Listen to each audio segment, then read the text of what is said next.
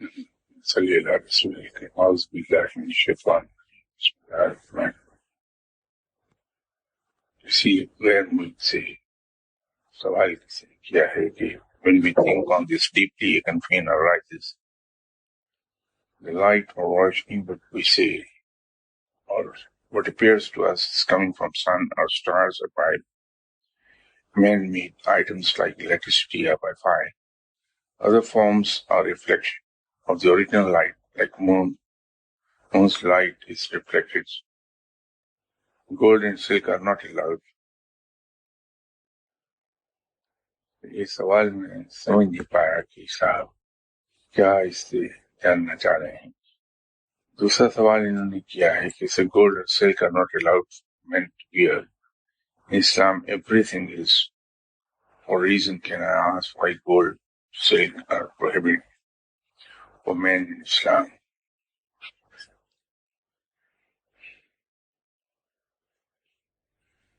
اصل میں مرد اور عورت کی باڈی کیمسٹری میں بہت فرق ہے۔ مرد کا اور عورت کا مالیکولر اسٹرکچر، اس کی ڈینسٹی میں فرق ہے۔ مرد کے مالیکولر اسٹرکچر کی ڈینسٹی آلموسٹ ڈبل ہے عورت کی ڈینسٹی سے۔ اس کیمسٹری کے فرق کی وجہ سے گولڈ اور سلک مردانہ صفات پر، جس کا براہ راست تعلق باڈی کیمسٹری سے ہے، اس پر برے اثرات مرتب کرتا ہے۔ میں اس موضوع پر شاید اس سے زیادہ کھل کر کوئی بات نہ کہہ سکوں، آداب محفل اور ڈیسنسی کی وجہ سے، لیکن اس کے اثرات مرد کی باڈی کیمسٹری پر بہت برے پڑتے ہیں۔ اس وجہ سے یہ منع کیا گیا، اور اس کی باقاعدہ ریزن ہے، جیسے انسان نے فرمایا کہ اسلام میں ہر چیز کی ایک ریزن موجود ہے، اس کی وہ ریزن ہے باڈی کیمسٹری سے اس کا تعلق ہے۔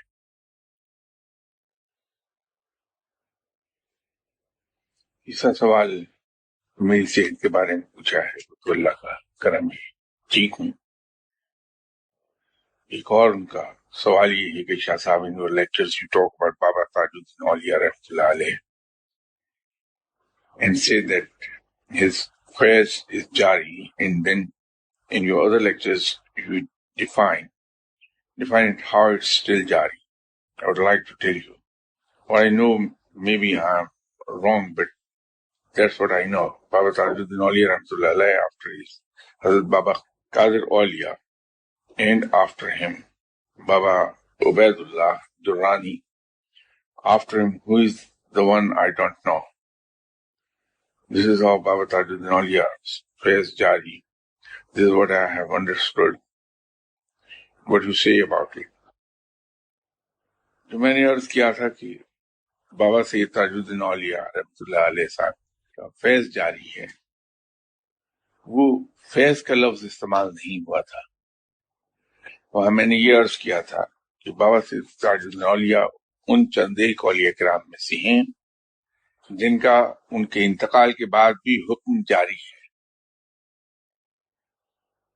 سلسلے کا آگے چلنا اور کسی بھی نیک انسان کے ڈسپلس کا وجود میں آنا ان کی تعلیمات یا ان کے فیض کو جاری رکھتا ہے، کہ ان کی کہی ہوئی باتیں، ان کی دی ہوئی تعلیمات آگے پھیلتی چلی جاتی ہیں، لیکن وہ فیض ہے۔ میں نے حکم کا ذکر کیا تھا، حکم بمعنی تصرفات کے ہے۔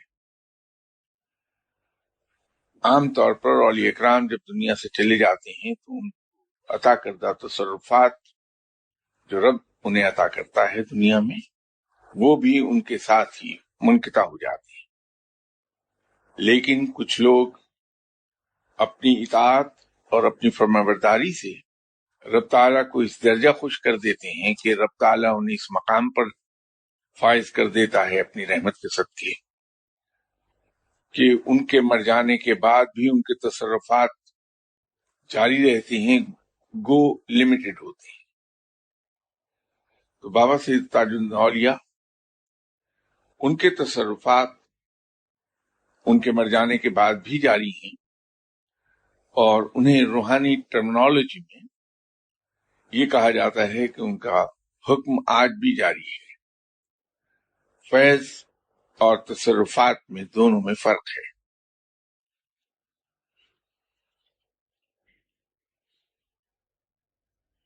ایک سوال کسی صاحب نے کیا ہے، people says once you have shown your hand to علم نجوم, your prayers does not get accepted.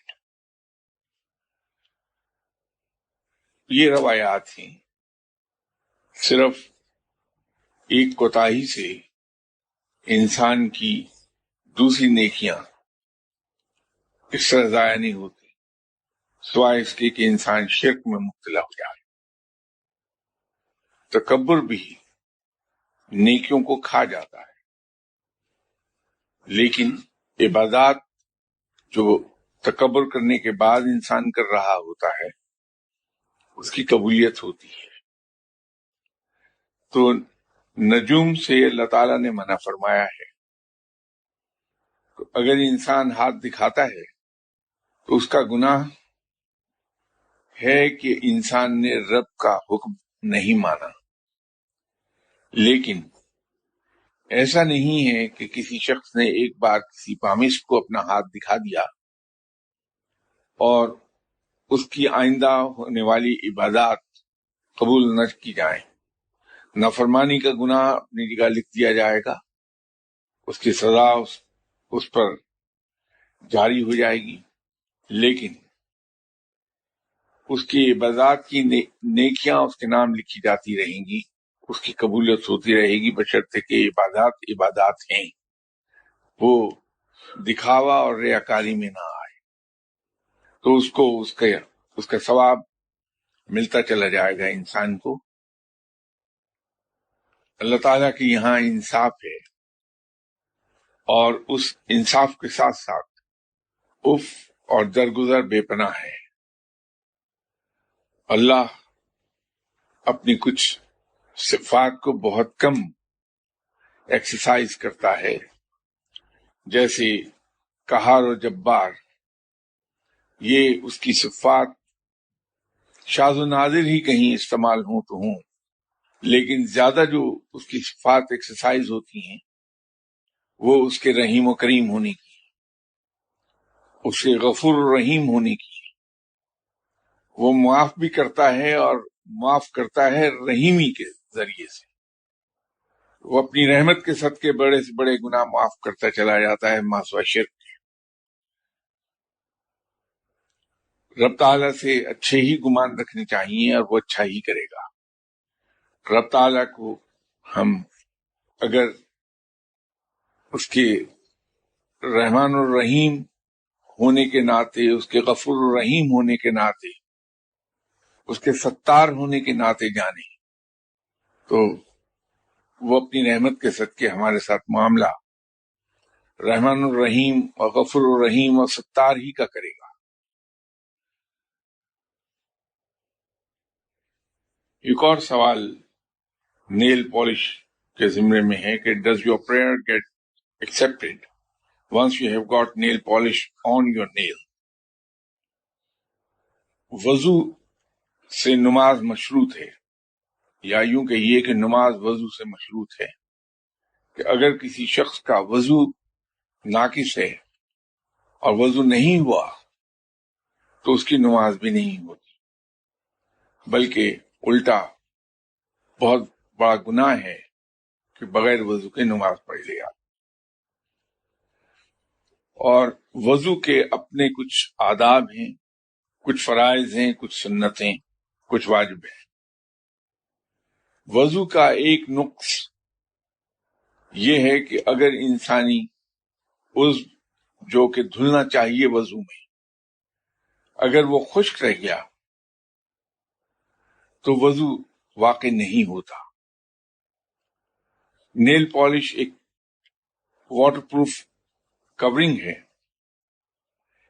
اور اس کورنگ کے نیچے جو عضو رہتا ہے انسان کا، اس تک پانی نہیں پہنچ پاتا، وہ گیلا نہیں ہوتا، جب تک کہ وہ تمام جو گیلے ہونے چاہیے وہ گیلے نہیں ہوتے ہیں تو وضو واقع نہیں ہوگا۔ خواتین کی زیبائش کو پسند کیا گیا ہے اسلام میں اگر ان کی زیبائش ان کے ہسبینڈ کے لیے۔ نیل پالش اس زیبائش میں آتی ہے۔ آج کل ایسے کیمیکلز موجود ہیں جو نیل پالش ریموور کے طور پہ استعمال ہوتے ہیں۔ اگر نیل پالش لگانا ضروری ہے تو وضو کے وقت نیل پالش ریموور لگا کے اس وہ کوٹنگ ریموو کر دی جائے اور وضو کرنے کے بعد بے شک لگا لیجیے دوبارہ۔ لیکن نیل پالش کے ساتھ وضو نہیں ہوگا۔ مختصر جواب تو یہ ہے، اس کی وجہ میں نے بتا دی۔ ایک بہت بڑے اپنے وقت کے عالم تھے اور اپنے علم پر انہیں وجہ طور پر فخر تھا۔ ایک بار تشریف لائے وہ جناب حسن بصری صاحب کے پاس۔ جناب حسن بصری علم کے اعلی مقام پر تو فائز تھے، لیکن اس کے ساتھ ساتھ وہ فقیر بھی تھے، اور سمہا اور دی ادر یہ بدنصیبی رہی کہ علماء نے فقیروں کو کبھی پسند نہیں کیا۔ علماء کو فقیروں کے اسلوب پر اعتراض رہتا ہے۔ وہ عالم صاحب حضرت حسن بصری رحمۃ اللہ علیہ صاحب کے ساتھ گفتگو کر رہے تھے علمی معاملات پر، اور ان کی گفتگو میں علم پر فخر کا عنصر خاصا نمایاں تھا۔ گفتگو کرتے کرتے جناب حسن بصری صاحب نے ان عالم کو انٹرپٹ کیا اور کٹنگ کرتے ہوئے ان سے فرمایا کہ حضرت یہ آپ کی اس داہنے ہاتھ کی انگلی میں جو انگوٹھی ہے یہ آپ نے کب سے پہنی؟ انہوں نے فرمایا کہ جب میں ایڈولسنٹ ایج میں تھا، اپنی لڑکپن میں تھا، تو ایک بزرگ نے جو میرے رشتے دار بھی تھے مجھے یہ انگوٹھی تحفتاً عطا فرمائی تھی، تو اس وقت سے میں اسے پہنے ہوئے ہوں اور کبھی ہاتھ سے اتارا نہیں۔ تو جناب حسن بصری رحمۃ اللہ علیہ صاحب نے فرمایا کہ حضرت جن نمازوں کا آپ ذکر فرما رہے ہیں میرے ساتھ، وہ تو نمازیں آپ کی ہوئی ہی نہیں، اس لیے کہ یہ انگوٹھی پرانی ہے آپ کے ہاتھ میں، اور وہ آپ کے جسم کے فربہ ہو جانے کی وجہ سے انگلی کے گوشت میں دھس گئی ہے، اور اتنی ٹائٹ ہے کہ پانی آپ کی انگلی کے اس حصے تک پہنچ نہیں پاتا۔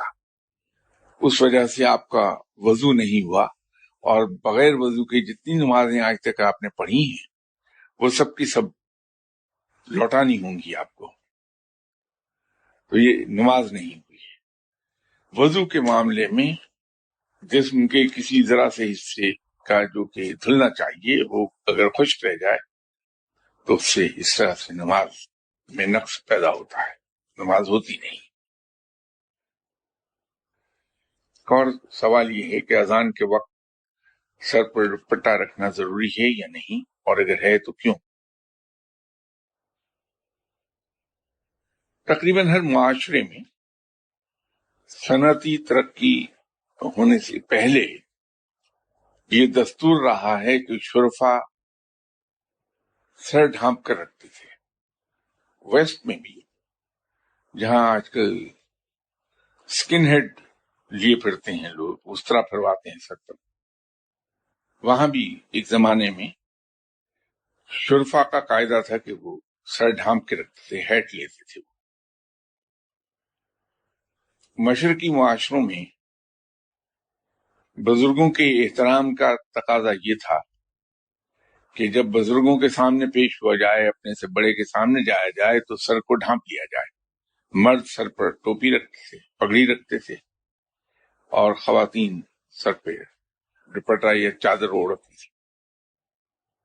چونکہ اذان بلاوا ہے رب کی طرف کہ رب کی طرف رجوع کرو، اور اذان کے الفاظ ایسے ہیں جس میں کائنات کی سب سے عظیم ترین ہستی کا ذکر ہے، رب تعالی، اور پھر اسی نماز میں اللہ کے بعد سب سے عظیم ہستی کا ذکر آتا ہے۔ تو احترام کا تقاضا یہ سمجھا جاتا ہے مشرقی معاشروں میں کہ جہاں اتنی بڑی ہستیوں کا نام، ایک مالک کل ہے اور ایک رحمت اللہ عالمین صلی اللہ علیہ وسلم، جب ان دونوں کے نام آتے ہیں تو احترام میں سر ڈھانپ لیا جائے، احترام کا اظہار کیا جانا چاہیے۔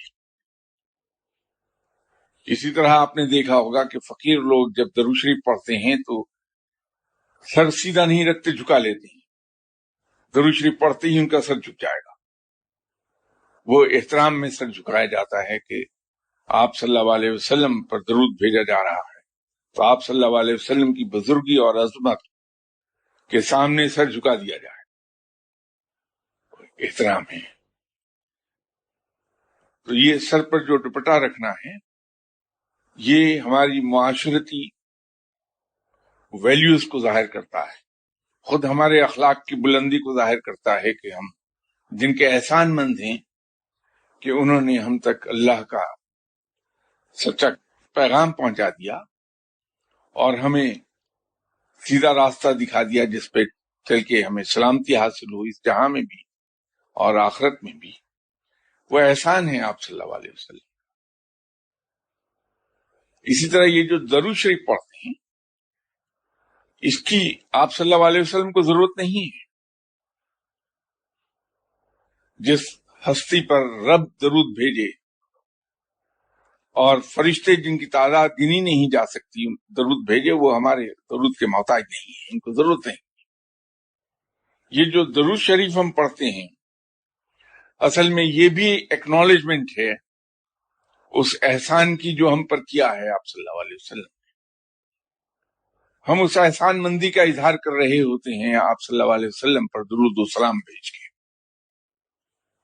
اسی طرح تعظیماً احتراماً آپ صلی اللہ علیہ وسلم کا نام مبارک آنے پر سر کو ڈھانپ لینا، وہ اظہار ہے ہمارے اخلاق کہ ہم اخلاقی طور پر کتنے بلند ہیں، احسان شناس ہیں یا احسان ناشناس۔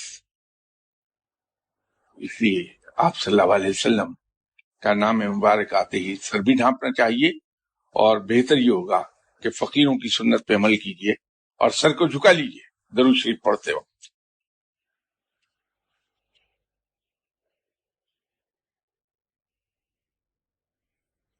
ایک سوال رزق حلال کے بارے میں ہے کہ رزق حلال کے بارے میں بیان کرتے ہیں۔ رزق حلال کی تعریف یہ ہے کہ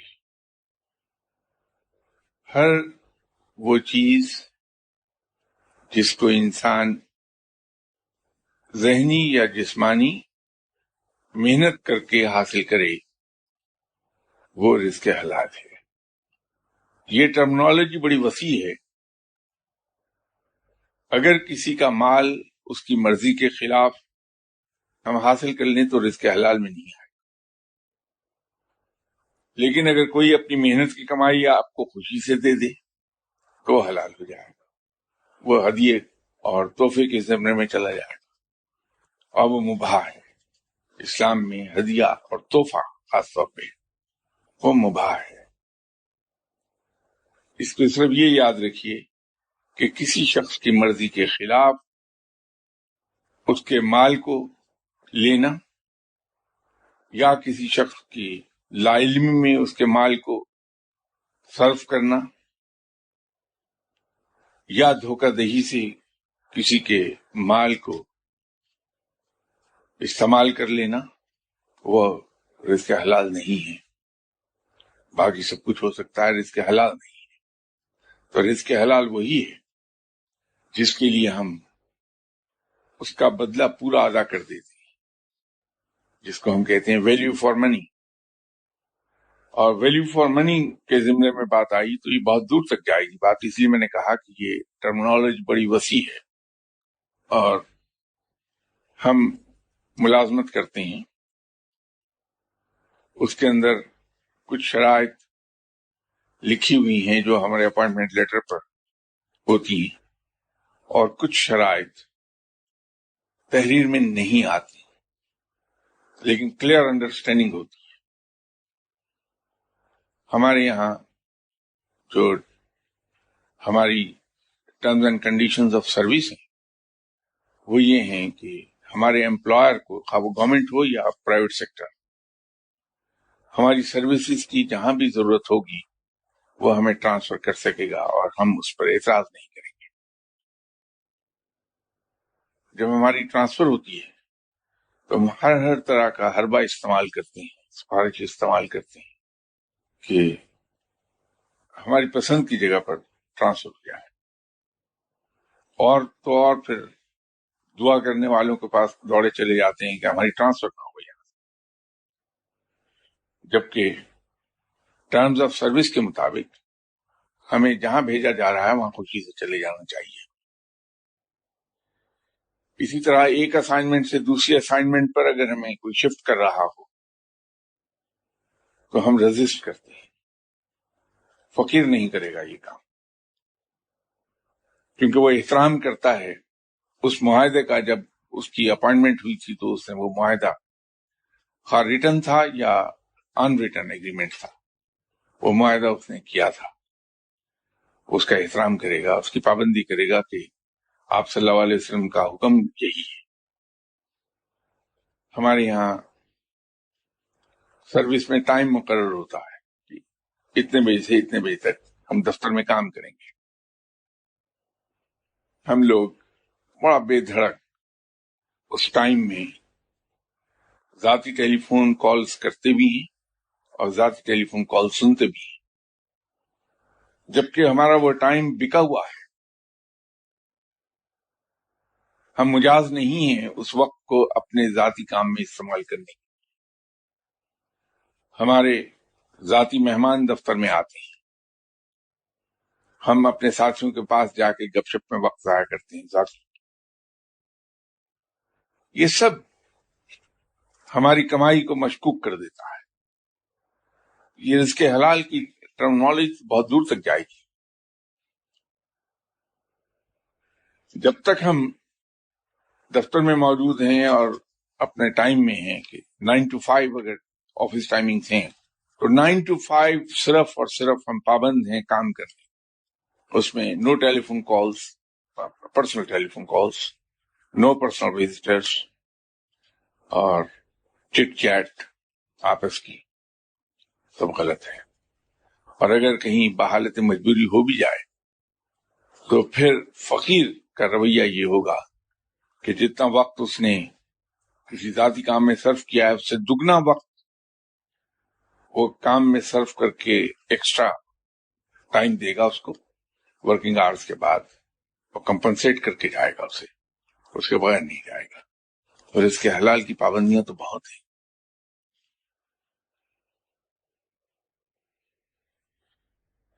دنیا کے معاملے میں دعا اور اللہ کی رضا کے سلسلے میں کچھ ارشاد فرما دیں. دنیا کے کام جیسے چل رہے ہیں اس پر راضی رہنا چاہیے یا اللہ سے تبدیلی کی دعا کرنا چاہیے؟ اس سوال کو میں شاید سمجھ نہیں پایا. جو کچھ تھوڑا بہت اس سے میں سمجھا ہوں. دو طرح سے بات ہے، لوگ کیا کر رہے ہیں اور میں کیا کر رہا ہوں. یہ دو پہلو ہیں اس کے، اور ان دونوں پہلوؤں میں سب سے امپورٹنٹ یہ ہے کہ میں کیا کر رہا ہوں. انسان دوسرے کی طرف اسی وقت دیکھتا ہے جب اسے اپنے آپ سے فرصت ہو جائے. دوسرے کے نقائص اسی وقت نظر آئیں گے جب میری ذات نقائص سے پاک ہو جائے گی. جس طرح ہوائی سفر کے دوران سیفٹی انسٹرکشنز میں وہ بتاتے ہیں کہ اگر آکسیجن کم ہو جائے تو ماسک خود بخود آپ کے سامنے آ گرے گا، اس سے ناک منہ ڈھانپ لیجیے اور نارمل طریقے سے سانس لیجیے. دوسروں کی مدد کرنے سے پہلے اپنا ماسک خود لے لیجیے. اسی طرح کسی کو ڈریس اپ ہونے میں ہیلپ کرنے سے پہلے انسان خود ڈریس اپ ہوتا ہے. یہی چیز لاگو آئے گی کاروبار دنیا کو چلانے میں. کون کیا کر رہا ہے، اس کے کام میں کیا نقائص ہیں، اس کے فیلئرز کہاں آ رہے ہیں، اس کی اسٹرینگس اینڈ ویکنیسز کیا ہیں، یہ سب اس وقت دیکھی جا سکتی ہیں جب میں اپنی فالٹس کو ریموو کر چکا ہوں. اگر میں اپنے فالٹس ریموو کیے بغیر دوسروں کی طرف تنقیدی نگاہوں سے دیکھتا ہوں تو پھر وہی کچھ ہوگا جو آج ہو رہا ہے. فقیر کی انگلی دوسروں کی طرف نہیں اٹھتی ہے، اس کی انگلی خود اس کی اپنی ذات کی طرف اٹھتی ہے سب سے پہلے. اور somehow or the other, unfortunately, انسان ایسا خطاؤں کا پتلا ہے کہ اس کے نقائص ساری عمر دور نہیں ہوتے. ساری عمر وہ محنت کرتا ہے اپنے نقائص کو دور کر لینے کی. ایک نقص اگر دور ہوتا ہے تو دوسرا پیدا ہو جاتا ہے.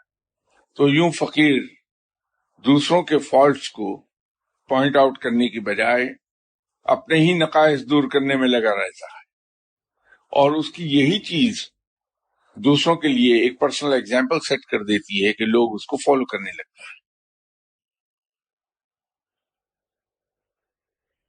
لیڈرشپ کی دو تعریفیں بیان کی جاتی ہیں، ایک ویسٹرن ورلڈ کی ہے اور ایک روحانی دنیا کی.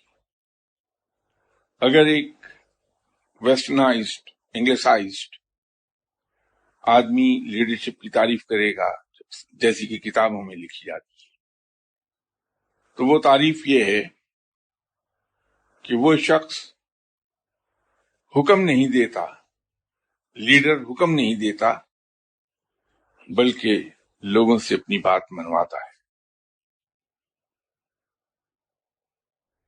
یہ بات خاصی گہری ہے کہ کوئی شخص حکم دیے بغیر اپنی بات کیسے منوا سکتا ہے.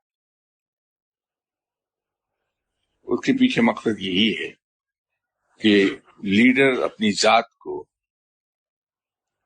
پرسنل ایگزامپل کے طور پہ استعمال کرتا ہے لوگوں کے لیے، کہ لوگ اس کی ذات کو دیکھتے ہیں کہ یہ کیا کر رہا ہے، کدھر کو جا رہا ہے، اس کے اندر اچھائیاں کتنی ہیں، تو لوگ اس کے عقیدت مند ہوتے ہیں، تو اس کے بغیر کہے اس کو فالو کرنے لگتے ہیں. باس کسی شخص کو مرنے پہ مجبور نہیں کر سکتا، لیکن لیڈر لوگوں کو مرنے پہ مجبور کر دے گا. لوگ اپنی خوشی سے اس کے لیے جان دے دیں گے. باس میں اور لیڈر میں یہی فرق ہے. فقیر کے یہاں لیڈرشپ کی تعریف یہ ہے کہ وہ آدمی لیڈر ہے جو اچھے کام کا کریڈٹ لینے میں سب سے پیچھے اور تباہی کی ذمہ داری قبول کرنے میں سب سے آگے ہوتا ہے. ڈسکریڈٹ لینے میں سب سے آگے اور کریڈٹ لینے میں سب سے پیچھے ہوتا ہے. یہ وہی آدمی کر پائے گا جو اپنی ذات کے لیے ہارش ہے، دوسروں کے لیے سافٹ ہے. اپنے نقائص پہلے دور کرے گا وہ، اور وہ ساری عمر اسی میں مصروف رہے گا اپنے نقائص دور کرنے میں، اور یہاں تک پالش ہو جائے گا کہ لوگوں کے لیے لائٹ ہاؤس بن جائے گا. لوگ اس کی طرف دیکھ کے راستہ پائیں گے. اس وقت جو بنیادی طور پر غلطی ہے جس کی طرف اگر میں صحیح سمجھاؤں تو انہوں نے اشارہ کیا ہے، وہ پرابلم دعا کا نہیں دوا کا ہے. ہمیں سے ہر آدمی دوسروں کے لیے فکر مند ہے کہ دوسرے قانون کی پابندی کیوں نہیں کرتے، ضابطۂ اخلاق کی پابندی کیوں نہیں کرتے. اپنی ذات کے لیے وہ فریڈم نہیں، لائسنس مانگتا ہے. کہ اس کو یہ آزادی ہو جیسے چاہے اور جو چاہے وہ کرے، کیونکہ فریڈم اور لائسنس میں یہی فرق ہے۔ فریڈم ایسی آزادی ہے جو قواعد و ضوابط کی پابند ہے،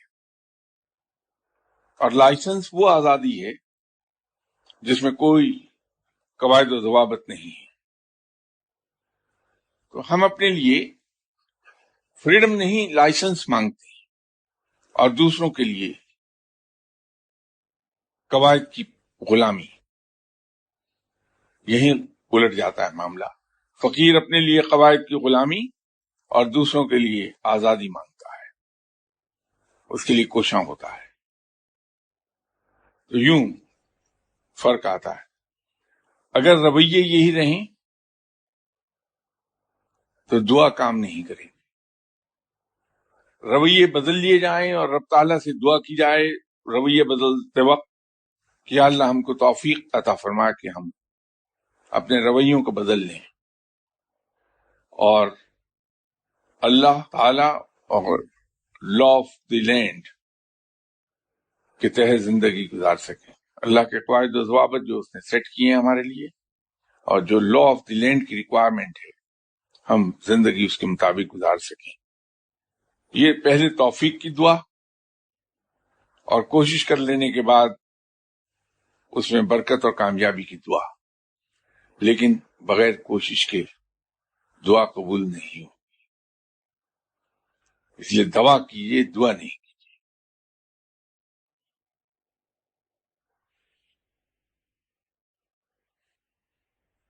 ایک سوال کسی صاحب نے کیا ہے، ان کا ایک خواب ہے ایک کمیونٹی ویلفیئر پروجیکٹ چلائیں۔ وہ ان کا پوچھنا چاہتے ہیں کہ یہ ہوگا یا نہیں۔ میری گزارش یہ ہے کہ یہ محفل ایسے سوالات و جوابات کی ہے جس کا تعلق علم سے ہے۔ اگر یہ برا نہ مانی اس بات کا، زحمت کر لیں تھوڑی، یہ چونکہ دعا ہے تو دعا کو دعا ہی کے ٹائم پر کر لیں۔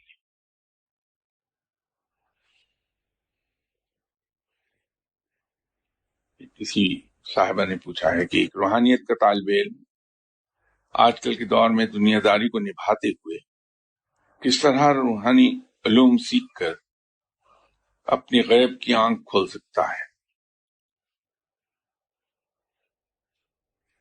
یہ شاید 2 روز پہلے کسی جگہ مجھے بلایا گیا تھا ایک محفل میں، وہاں میں نے گزارش کی تھی کہ ہمارے جہاں اور بہت سی چیزوں میں مسکنسیپٹس ہیں، روحانیت کے بارے میں بھی ایک مسکنسیپٹ ہے۔ ہم دوسرے مذاہب کی تقلید میں ان سے متاثر ہو کے روحانیت کو مذہب اور دین کی مین سٹریم سے علیحدہ کر دیتے ہیں، جبکہ روحانیت آتی ہی دین کے اس حصے پر عمل کرنے سے ہے جس کا تعلق حقوق اللہ اور حقوق العباد سے ہے۔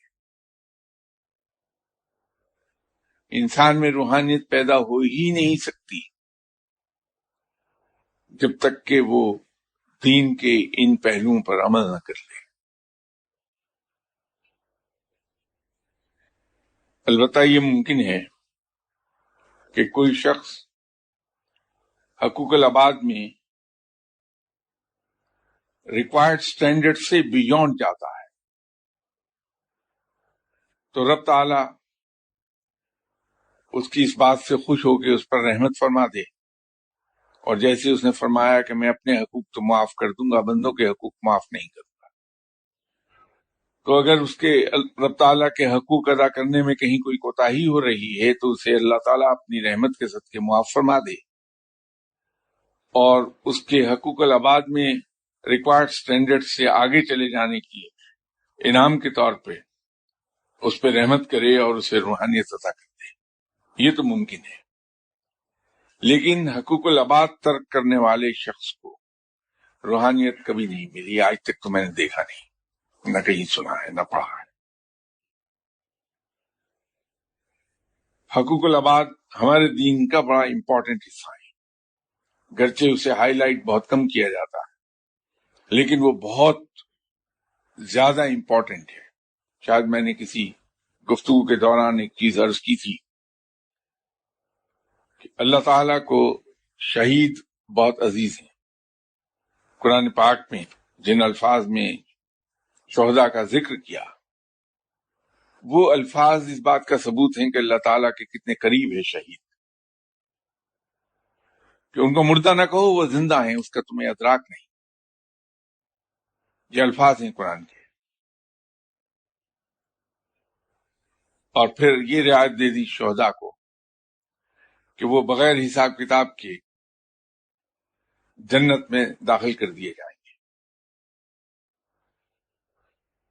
یہ رعایت شہداء کے لیے ہے، وہ لوگ جو راہ خدا میں مارے گئے۔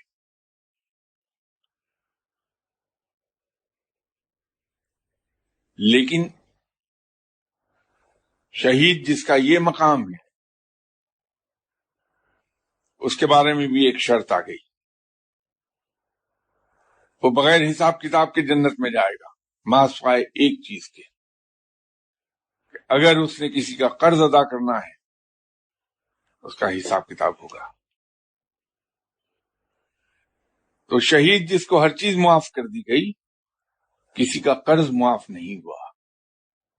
تو دین میں حقوق العباد کی اس قدر اہمیت ہے۔ اللہ تعالی مالک کل ہے، جو چاہے وہ کرے، قادر مطلق ہے، رحیم و کریم ہے، لیکن اس نے اپنے ہی بندے کا یہ حق نہیں چھینا کہ اگر اس کے بندے کے ساتھ کسی دوسرے بندے نے زیادتی کر دی تو یوم حساب وہ اسے معاف کر دے۔ رب معاف نہیں کرے گا، بلکہ وہ بندہ جس کے ساتھ زیادتی کی گئی ہے وہ معاف کر دے گا تو معاف ہو جائے گا، ورنہ نہیں ہوگا۔ تو حقوق العباد کی اہمیت کا اس سے اندازہ لگایا جا سکتا ہے، اگرچہ ہم اسے ہائی لائٹ نہیں کرتے۔ تو فقیر حقوق العباد پر بے پناہ زور دیتا ہے، بلکہ یوں کہیے کہ اس کا تمام تر زور ہوتا ہی حقوق العباد کی ادائیگی پر ہے۔ وہ اس کے ریکوائرڈ سٹینڈرڈ سے کہیں آگے نکل جانا چاہتا ہے۔ اس کا ایک سٹینڈرڈ ہے فقیر کا کہ اللہ کے ہر بندے کو اس کے قصور کرنے سے پہلے ہی معاف کر دو۔ اب یہ جو اصول ہے اس کی گہرائی میں ذرا جا کے دیکھ لیجئے کہ یہ کہاں لے جائے گا انسان کو۔ اگر اس اصول پر کسی نے عمل کر لیا کہ دوسرا آدمی اس کو آپ اس کے قصور کر دینے سے پہلے ہی معاف کر دیتے ہیں، تو جب آپ نے معافی کر دیا کسی کو اس کے قصور کرنے سے پہلے تو آپ کے دل سے غصہ ختم ہو گیا، کیونکہ غصہ اس وقت آتا ہے جب آپ کسی کی زیادتی معاف نہیں کرتے، اور جب اس کو پہلے ہی معاف کر دیا تو آپ کو غصہ کیوں آئے گا؟ کسی شخص کے خلاف آپ کے دل میں کوئی گلہ اور شکوہ اور شکایت نہیں پیدا ہوتی کہ اس کو آپ معاف کر چکے، اب بخوشی معاف کیا ہے۔ آپ کے دل میں کینہ اور بغض پیدا نہیں ہوتا کہ کسی کے خلاف کوئی شکایت ہی نہیں، تو بغض اور کینہ کہاں سے آپ کے دل میں آئے گا؟ تو آلائشیں تو دھل گئیں دل سے، اور دل کی آلائشوں میں سب سے بدترین آلائش کینہ و بغض اور حسد ہے۔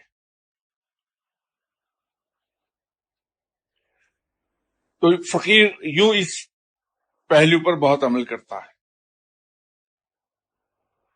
پھر وہ ایک چیز پہ عمل کرتا ہے کہ ہر شخص جو اس کے پاس آ رہا ہے، اس سے ملنے والا ہے، اس کا ملنے والا، اس کا دوست، اس کا عزیز، اس کے احباب، ان پر بڑی گہری نظر رکھتا ہے کہ کہیں یہ مشکل میں تو نہیں، اس کو کوئی ضرورت تو نہیں ہے۔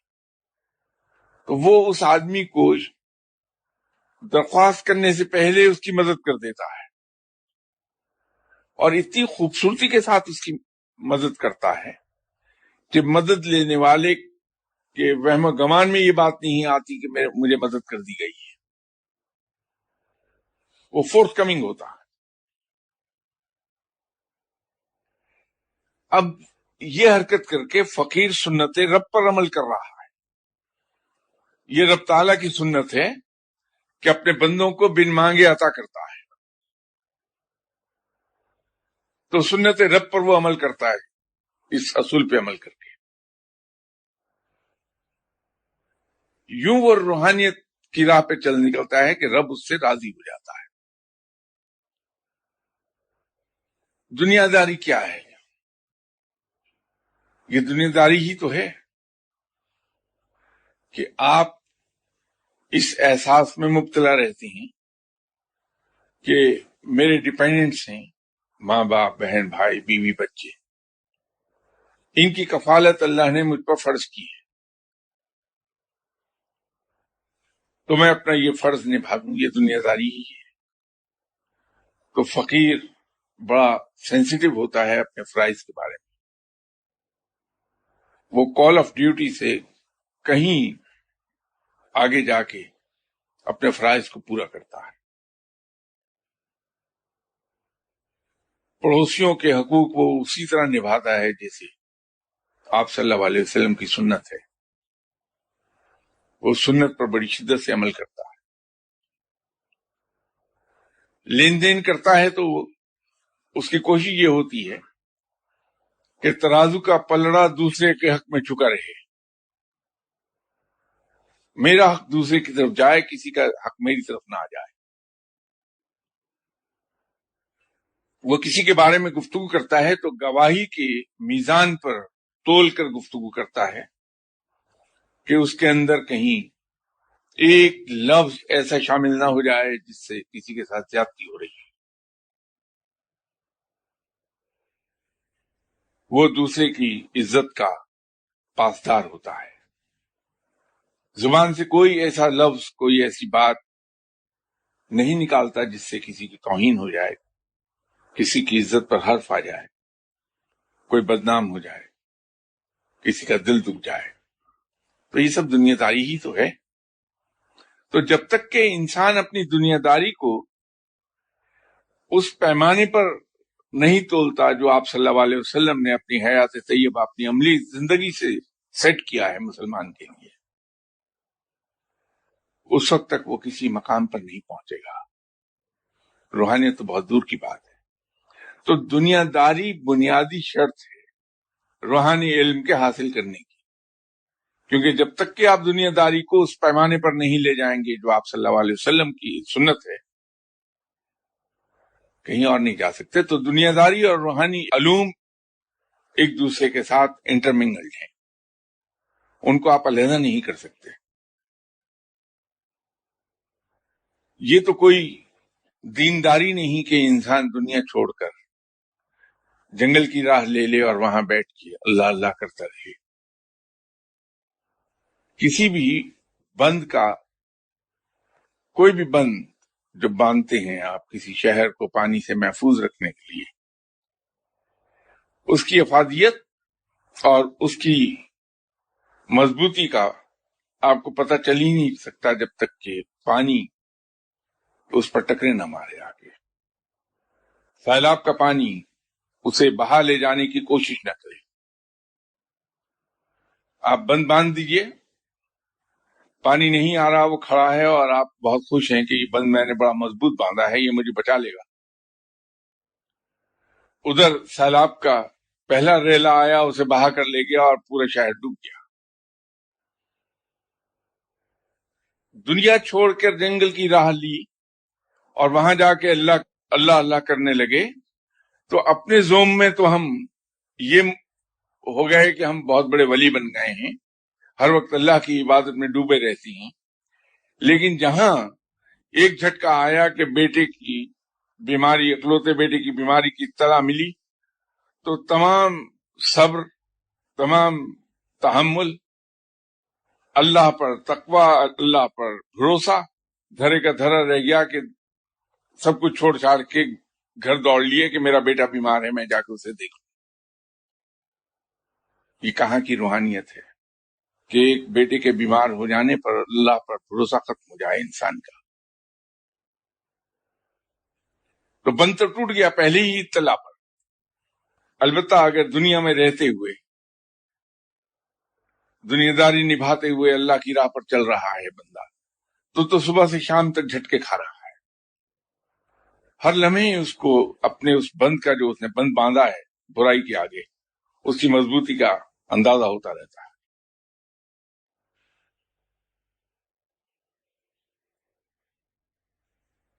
دوسرا انہی خاتون نے سوال کیا ہے کہ روحانی علوم سیکھنے کا جلد اور سب سے آسان طریقہ کیا ہے؟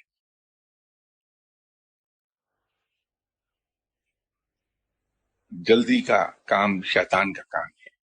رب تعالیٰ کے یہاں تو تدریج اور کنسولیڈیشن ہے. رب تعالیٰ کے کوئی سے بھی کام دیکھ لیجئے، دن اور رات کا بدلنا. کبھی ایسا نہیں ہوا کہ 7:10 تک تو سورج چمک رہا ہے پوری آب و تاب کے ساتھ اور 7:11 پر گھٹا ٹوپ اندھیرا ہو جائے. بہت بتدریج روشنی کم ہوتی ہے اور اندھیرا چھاتا ہے. اسی طرح بہت آہستہ آہستہ دن طلوع ہوتا ہے اور رات گھٹتی جاتی ہے. بیج سے لے کے پھل تک درخت کا سفر ایبرپٹ نہیں ہے، اس میں تدریج ہے. پہاڑ بنتے ہوئے کئی 100 صدیاں لے لیتے ہیں اور ٹوٹتے ہوئے بھی کئی 100 صدیاں لیتے ہیں. ایک چھوٹے سے چشمے کا ایک منہ زور دریا میں تبدیل ہونا ایک لمبا سفر پانی طے کرتا ہے. چشمہ سے لے کے کیچمنٹ ایریا جسے ہم کہتے ہیں، کیچمنٹ ایریا سے سمندر میں گرنے تک ایک بڑا طویل سفر اور لمبے وقت میں طے کرتا ہے. تو دریا بنتا ہے، ورنہ چشمے کی ایک چھوٹی سی سٹریم ہوتی ہے جو آ رہی. اللہ کا کوئی کام لے لیجئے، انسان کی پیدائش سے لے کے اس کے مرنے تک کا وقت، ہر چیز میں ایک تدریج ہے. اور یہ یاد رکھیے کہ جو چیز جتنی جلدی وجود میں آتی ہے اتنی جلدی ختم ہو جاتی ہے. اگر وجود کوئک ہے تو موت بھی کوئک ہے. انسان کا جسٹیشن پیریڈ 9 months ہے. اس کی عمر دیکھے طویل ہے، سخت جان ہے. شدائد و مصائب اور بیماری اس کا اپنا جسم اس کا مقابلہ کرتا ہے. ہاتھی کا جسٹیشن پیریڈ 2 سال ہے. اس کا جسہ دیکھیے، اس کی طاقت اور اس کی ریزسٹنس دیکھیے. گھوڑے کا جسٹیشن پیریڈ 1 سال ہے. اس کی قوت دیکھیے، اس کی جسامت دیکھیے. اس کے برعکس خرگوش کا جسٹیشن پیریڈ 21 days. زندگی ویسی ہی ہے. ہر وہ کام جو جلدی میں کیا جائے اور آسانی سے حاصل کیا جائے اس کا لائف سپین بھی اتنا کم ہوگا. اس لیے